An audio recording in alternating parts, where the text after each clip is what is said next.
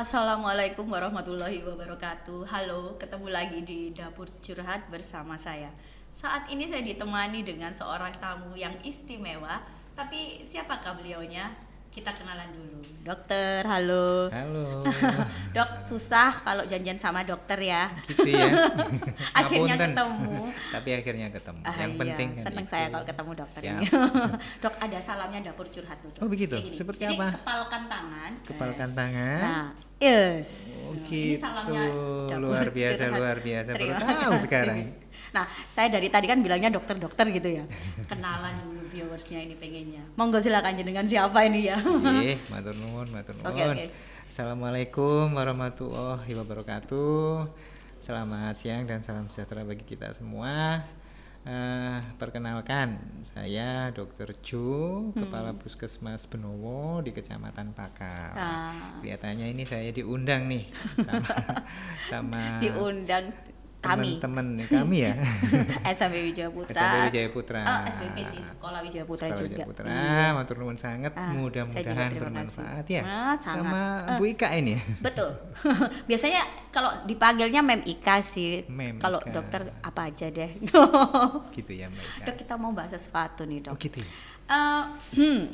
Yang lagi kami galakkan ya, ada program stunting, Dok. Kemarin beberapa waktu lalu Rektor UWP Bapak Budi Endarto ada berita tentang intinya lembaga ini di universitasnya dan juga sekolah itu ingin berperan serta aktif dalam pengentasan stunting, khususnya di areal kami ini ya, areal kita ya, Dok ya. Yeah. Benowo, Pakal dan sekitarnya. Nah, tentu saja kami ingin pencerahan dari dokter dong. Sebenarnya stunting iki opo sih? Atau kita sudah tahu tapi nggak tahu kalau itu stunting, Dok, gitu loh. Nah, sekarang penjelasannya adalah stunting adalah nopo, Dok, niku, Dok. Gitu. Oh, iya. Stunting adalah titik-titik gitu ya. Iya, stunting adalah titik-titik. Diisi Nggih, sendiri ya enggak, diisi Dok. sendiri ya. Jenengan yang isi. Monggo. Nggih, matur nuwun Nggih. atas perhatian, pertanyaan dan sebagainya. Ya mudah-mudahan apa yang saya sampaikan nanti bisa bermanfaat buat Amin. kita semua. Betul. Saya panggil Mbak Ika aja ya. Iya, Biar boleh. lebih mudah. Boleh. Mbak Ika, memang stunting ini saat ini booming istilahnya. Karena memang dari pemerintah pusat sampai dengan lini di bawahnya pemerintah daerah bahkan sampai puskesmas itu sudah menjadi suatu prioritas. Bahkan Bapak Presiden tahun 2021 lewat peraturan presidennya nomor 72 kalau nggak salah tahun 2021 itu sudah membuat suatu perintah bahwa perlu adanya percepatan penurunan stunting. Bahkan Bapak Wakil Presiden yang menjadi ketua. Jadi kita kolaborasi, integrasi, bukan hanya kesehatan aja dari Menteri Kesehatan, tapi juga dari kementerian yang lain. Sehingga sangat begitu pentingnya, akhirnya kita harus berupaya maksimal agar kondisi stunting di seluruh Indonesia ini paling tidak bisa ada penurunan, khususnya juga di Surabaya. Baik. Memang dari data yang ada, riset kesehatan daerah ibu kota dan sebagainya itu tahun 2018 memang ditengarai itu masih ada sekitar 20, sekian persen. Saya tidak hafal, tetapi masih di atas target yang saat ini digagas oleh pemerintah pusat sekitar 14% sampai tahun 2024. Wah, ini berarti isu nasional, Dok ya? Betul, sudah Oke. masuk ke daerah.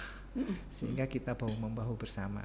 Sekarang kita kembali nih, apa itu stunting gitu ya? Iya, penting ini. Apa itu? Bahasa apa ini? Bahasa gitu dari ya? mana? Bahasa dari mana? Oke.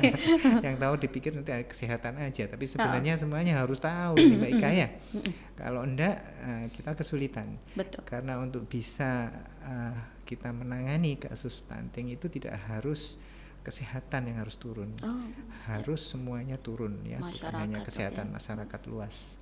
Kalau kita bicara stunting, kalau secara per definisi, stunting itu adalah kondisi gagal tumbuh berupa perawakan pendek yang terjadi pada usia balita, bawah 5 tahun. Yang disebabkan oleh dua hal. Pertama karena asupan gizi yang kurang secara kronis. Dia kurangnya lama untuk memberikan asupan gizi, dan juga disebabkan oleh karena terjadinya infeksi yang berulang. Karena Infeksi. kejadian itu entah infeksi karena dia punya penyakit menular dan sebagainya, karena gampang sakit, akhirnya mempengaruhi kondisi imunitas tubuh sehingga mempengaruhi asupan gizi, akhirnya menyebabkan asupan gizi yang kurang itu juga secara lingkaran setan menyebabkan balita tadi menjadi pendek perawakannya dan sebagainya. Jadi per definisi seperti itu. Oke. Wah, berarti pendek, beratnya kurang pasti dok ya? Kalau kita bicara stunting, yang kita pakai sebagai acuan adalah tinggi badan by umur. Tetapi tetap kita tidak mengabaikan berat badan. Karena berat badan dengan tinggi badan itu linear. Linear artinya kalau kita pantau berat badannya secara pertumbuhan dan perkembangannya dia bagus, naik sesuai dengan data pertumbuhan perkembangan yang ada di buku KIA. Kalau nggak salah itu di Posyandu itu ada namanya buku KIA. Berarti balita itu ada kayak buku khusus yang diberikan kepada mereka itu untuk mengukur normal apa enggak ini pertumbuhannya. Mengukur yang dilakukan oleh kader atau warga untuk mengetahui pertumbuhan dan perkembangan anak balita. Di situ kalau berat badannya bagus, mudah-mudahan dengan melihat berat badan yang bagus, nanti linear itu maksudnya akan mempengaruhi tinggi badan juga, sehingga tinggi badannya juga bisa menjadi normal. Berarti ini ada ukurannya ya dok ya untuk dinyatakan stunting ini. Berarti belum tentu ini anak ini pendek, kamu stunting, bukan ya? Betul. Itu masih harus diuji secara klinis seperti itu. Betul. Jadi memang pencegahan secara primernya untuk deteksi dini untuk menemukan bahwa balita itu benar atau stunting, tetap ujung tombaknya adalah warga sendiri yang ada di posyandu balita. Diukur tinggi badannya yang benar, berat badannya yang benar, juga bila perlu lingkar kepala juga. Nanti akan kita cek dan kita pastikan kalau memang misalnya itu ditemukan ada yang nggak normal di situ, tidak sesuai dengan perkembangannya, kita pastikan benarkah itu. Makanya kita juga akan memberikan pelatihan kepada kader bagaimana cara menimbang yang benar, bagaimana cara mengukur tinggi badan yang benar dengan alat juga yang standar. Ada alat standar yang harus dipakai untuk mengukur itu tadi. Betul. Baik. Lah kalau menurut dokter nih, kenapa sih pemerintah ini care banget masalah stunting? Apa ada efeknya dok? Secara nggak langsung atau secara langsung atau gimana? Kenapa sih kok penting gitu loh untuk dientaskan biar kita itu sampai zero stunting ya katanya ya? Kenapa itu penting dok? Menurut dokter gimana nih penjelasannya nih? Wah, ini agak sulit ini menjawab. Ya? Tapi mudah-mudahan saya bisa menjelaskan. Gitu? Iya. Memang ada dampak yang saat ini sudah diteliti oleh para ahli bahwa kondisi stunting ini terkait dengan pertumbuhan dan perkembangan otak. Jadi dari literatur yang ada dan penelitian yang ada bahwa anak dengan kondisi balita stunting ini akan mempengaruhi pertumbuhan dan perkembangan otak. Dikhawatirkan nanti kalau seandainya ini tidak kita tanggulangi pada masa dewasanya, anak balita yang tidak ditangani dan tetap stunting ini akan terjadi penurunan dari perkembangan otaknya sehingga kecerdasannya pun juga menurun dan ini akan mempengaruhi masa depan bangsa kita. Makanya jadi isu nasional. Betul. Itu tadi ya. Oke. Berarti yang efeknya ya kayaknya beruntun di belakang nih. Betul sekali. Nah pertanyaannya kalau sudah stunting sembuh ya dok ya, terus selanjutnya lagi ngefek lagi nggak ini? Andaikan stuntingnya kan sudah selesai nih dok, apakah masih ngefek ke anak tersebut karena dulunya pernah stunting gitu? Kalau seandainya setelah kita lakukan upaya maksimal tapi belum sampai anak yang stunting kita dilolos secara normal, yang jelas tetap akan mempengaruhi kondisi anak tersebut. Kedepannya akan bisa mempengaruhi fisiknya, mungkin bisa terjadi obesitas atau pada masa dewasanya kemungkinan bisa berisiko besar anak tersebut akan menjadi atau mendapatkan risiko tinggi untuk terjadinya penyakit tidak menular, baik itu mulai dari kencing manis, tensi tinggi maupun kondisi-kondisi penyakit tidak menular yang lain. Makanya ini sangat penting sekali Mbak Ika. Jadi kita upayakan sebelum 5 tahun atau paling enggak 2 tahun kita upayakan harus bisa menormalkan balita stunting yang ada di wilayah kami. Kalau bisa zero ya dok ya, nggak ada stunting lagi ya. Kalau bisa zero lebih bagus. Tapi kita memang punya target secara nasional sekitar 14% sampai 2024. Mudah-mudahan untuk kita kejar dan bisa berhasil. Oh, oke. Jadi memang isu nasional dan karena memang efeknya seperti itu ya, efeknya ke generasi kita besok ini di masa depan ini. Ini peran serta pemerintah nih.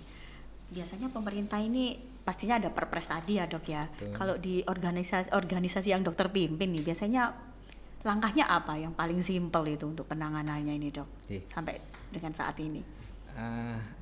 Yang dilakukan pemerintah pusat dan pemerintah daerah pada dasarnya sama.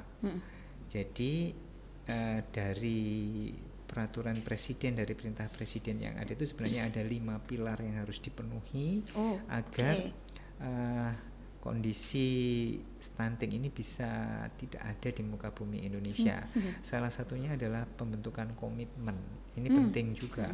Jadi komitmen yang kita lakukan bukan hanya di tingkat pusat, tetapi di tingkat daerah, kecamatan, kelurahan, bahkan di tingkat RT RW tetap kita gagas. Kami di sini untuk kegiatan membangun komitmen itu sudah kami lakukan juga yang namanya Jago Ceting. Jagongan cegah stunting ya, singkatane keren ya. Jadi kita mengundang semua pemangku kebijakan yang ada di kecamatan, kelurahan, dan kita undang tokoh masyarakat, warga-warga yang terkait, sehingga kita bisa duduk bersama di situ, kita menggalang komitmen. Ayo bersama-sama kita bergotong royong, bekerja sama bagaimana kalau seandainya ada balita stunting di wilayah tempat tersebut, bagaimana kita bisa menanggulanginya. Itu yang pertama yang kita lakukan, dan itu sudah pernah kita lakukan ada 3 kali tiap tahun ada. Kebetulan pada saat itu yang pertama kita kedatangan sama Bu Wali juga. Yang kemudian dilanjutkan kami bersama Pak Camat sama Pak Lurah. Rupa-rupanya dari kegiatan itu ada animo yang positif dari tokoh masyarakat dan warga untuk bisa membantu. Berarti intinya semua pihak itu harus terlibat langsung ya. Karena itu gagasan dari Bapak Presiden dari pusat. Ya, selain itu kita juga berupaya maksimal untuk memberikan intervensi. Intervensi itu yang kita lakukan ada 2. Yang pertama secara spesifik. Jadi mengintervensi atau melakukan tindak lanjut terkait dengan penyebab langsung. Kalau penyebab langsung kita bicara, ini berarti terkait dengan kesehatan. Yang kedua, kita juga menindaklanjuti atau intervensi yang namanya intervensi sensitif. Ini untuk menanggulangi permasalahan di luar kesehatan. Setelah diteliti, kondisi stunting ini tidak hanya pengaruh dari kesehatan saja, karena hampir 70-80% itu malah penyebabnya non kesehatan. Ini apa dok? Nah, makanya itu kita upaya kesehatan, non kesehatan harus kita juga upayakan, apalagi paling besar karena non kesehatan. Berarti ada faktor lain ya di luar kesehatan? Betul. Apa nih dok kalau boleh tahu nih? Nah, kalau kita bilang non kesehatan tadi yang sudah saya sampaikan, non kesehatan ini multifaktorial karena terkait dengan asupan gizi, paling tidak kan kondisi pangan dari keluarga itu harus kuat. Nah, kalau dia miskin, gamis misalnya, keluarga miskin kan susah, sehingga kita harus pastikan bersama stakeholder atau warga sekitar ataupun teman-teman di kecamatan kelurahan supaya bisa membantu untuk mengentaskan dari faktor-faktor kondisi yang terkait tadi. Yang kedua terkait dengan kesehatan lingkungan. Kalau rumahnya misalnya tidak ada sesuai dengan standar rumah normalnya atau rumah sehat, atau mungkin harus dibantu supaya rumahnya menjadi sehat tadi, itu kan butuh bantuan dari instansi-instansi lain yang terkait juga. Kalau kesehatan mungkin kan membantu terkait dengan asupan gizi, pemenuhannya bagaimana, terus kalau sakit harus bagaimana, terus bagaimana menjaga agar pola asuhnya itu juga bisa terjaga, anaknya supaya bisa dapat. Tapi di luar kesehatan kita butuh juga bantuan dari instansi lain yang bisa membantu supaya kondisi lingkungan rumahnya dan sebagainya lebih baik lagi dan sehat. Waduh, ternyata stunting ini nggak simpel ya dok. Nggak simpel. Merembetnya bisa kemana-mana. Kemana-mana. Kalau nggak atasi generasi kita yang ngefek di situ. Dan ternyata penyebab stunting tadi nggak hanya kesehatan, ternyata di luar kesehatan juga ada. Mempengaruhi. Oke, waduh. Semoga sekali. viewers yang di sana sadar ya. Kita nih masyarakat awam ya, bisa dibilang seperti itu ya dok ya. Taunya stunting paling ya sepanjang yang kita tahu, oh pokoknya kondisinya kurang gizi. Ini untuk masyarakat di sana dok. Kalau tahu di sekitarnya ada yang cenderung stunting, kami harus gimana dok? Nah, Jadi gini, gimana nih? Iya. jadi saya bilang tadi bahwa untuk penanganan stunting ada intervensi yang harus kita lakukan. Kalau karena saya ini sekarang basicnya adalah basic kesehatan, selama ini sudah banyak beberapa hal yang sudah kita lakukan. Sasaran kami untuk kesehatan itu sebenarnya ada dua. Yang pertama adalah sasaran prioritas, karena ini penting. Kalau tidak kita bantu sasaran yang prioritas ini, nanti khawatirnya stunting ini akan muncul baru, atau paling enggak balita yang stunting tetap tidak bisa normal. Sasaran prioritas itu siapa saja? Yang pertama adalah ibu hamil. Yang ditangani. Okay. Jadi mulai ibu hamil harus kita tangani. Nah, ibu hamil ini sudah kita upayakan penanganan dengan memberikan suplemen yang namanya Laduni yang sudah dibantu oleh UNER. Kemudian kita juga membantu juga ibu hamil ini dengan tablet tambah darah, supaya kondisinya juga selama pemberian tablet darah selama kehamilannya bagus. Ya. Kemudian selain itu untuk sasaran yang lain adalah anak usia 0 sampai 2 tahun. Yang rawan stunting. Yang rawan stunting tadi. Karena 0-2 tahun ini sudah diteliti hampir 60% kemungkinan berisiko menjadi stunting besar. Nah, sehingga harus kita prioritaskan. Iya. Apa yang dilakukan, apalagi kalau seandainya ini ada balita atau anak usia 0 sampai 2 tahun dia adalah balita stunting. Makanya kita harus melakukan intervensi tersebut. Yang kita lakukan yang pertama adalah membantu permakanan untuk yang resiko tinggi. Resiko tinggi ini kalau di Surabaya itu sama Pak Wali itu disediakan pra-stunting. Kita bantu supaya tidak menjadi stunting. Tidak menjadi stunting, tidak sampai gitu. Ojo sampai ya jadi stunting. Makanya kita kelola supaya stuntingnya tidak bertambah. Jadi kita bantu yang high risk tadi, yang pra-stunting, juga stunting tidak kita abaikan juga. Kita bantu apa? Dengan pemberian makanan yang namanya kudapan tinggi protein dan gizinya sudah kita nilai. Nanti mungkin ada teman dari Puskesmas ahli gizi juga akan sedikit menyampaikan aja trik dan trip kami, kebijakan kami seperti apa. Menarik sampai seperti itunya ya. Dan kita juga dibantu dari kelurahan, kecamatan dengan bantuan dari warga sekitar, orang tua asuh.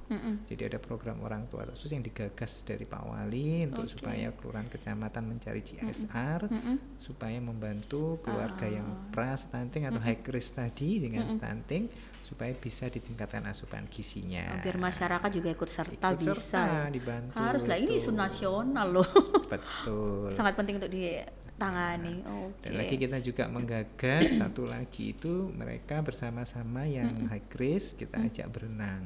Memang untuk anak seusia segitu aktivitas untuk berenang memang tidak maksimal, tetapi buat menyenangkan buat mereka ada aktivitas, mereka berkumpul bersama, harapannya bergerak, sehat, akhirnya lapar dia mau makan banyak, nafsu makannya meningkat. Tujuannya itu asik juga. Sampai segitunya ya. Sampai segitunya. Kita sampai menggandeng sekitar tempat kita ini. Termasuk kami ya dok. Termasuk UWP ini sangat luar biasa. Terima kasih banyak. Sama-sama, saya juga terima kasih nih. Wah, infonya asik banget nih. Baik.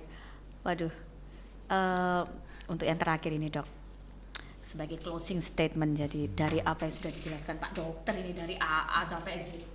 Kalau ada tanya-tanya lagi boleh ya besok-besok tanya ya. Apa-apa, welcome saya. Closing statement nih, pesannya dokter ke masyarakat di luar sana, ke viewers kami, masalah stunting ini, apa yang harus kami lakukan biar isu nasional ini segera terentaskan gitu loh dok. Monggo silakan.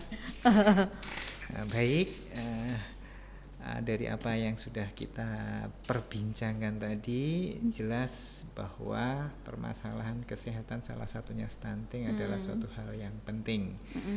Penting di sini terus terang saja kita tidak bisa melihat dari sisi kesehatan saja, karena non kesehatan sangat berpengaruh. Pertama itu. Yang kedua, kita juga tetap harus bergandengan tangan, bukan hanya dari pemerintah, tapi juga dari warga, masyarakat, bahkan pendidikan, instansi yang lain pun harus bahu-membahu, bergandengan tangan. Karena kalau hanya kita mengentaskan terkait kesehatan, tidak cukup, nggak bisa membantu supaya kondisi stunting ini tidak hilang. Kebetulan memang di Puskesmas Benowo ya, kita di Puskesmas Benowo, Kecamatan Pakal, kita kebetulan masih ada 8 stunting PR kita ini Mbak Ika. Betul, 8 stunting. Yang high risk yang mau muntup-muntup menjadi stunting ini 12. Stunting. Semoga segera zero ya, Dok. Segera zero. Amin. Ini doa kami, upaya kami dengan segala upaya yang kami lakukan. Siap, Dok. Siap ikut. Itu dengan harapannya, ayo kita bersama-sama lewat pemerintah kota, lewat universitas atau lewat kecamatan kelurahan, ayo kita bersama-sama bahu-membahu untuk mengentaskan stunting ini. Ayo, doing the best for the next generation, katanya gitu, melakukan yang terbaik untuk generasi yang selanjutnya. Baik, terima kasih, Dok. Aduh, sama-sama. Sangat diberi pencerahan sekali. Semoga program kami juga ikut serta dalam pengentasan stunting ini berhasil, Dok. Mohon doa restunya ini. Zero stunting untuk area kita. Apakah seperti itu? Iya. Amin, harus amin. Baiklah, Dokter, terima kasih. Sama-sama. Oke, Mbak tadi Ika. perbincangan kami tentang stunting dengan Dr. Jo di sini. Terima kasih atas perhatiannya. Thank you. Wassalamualaikum.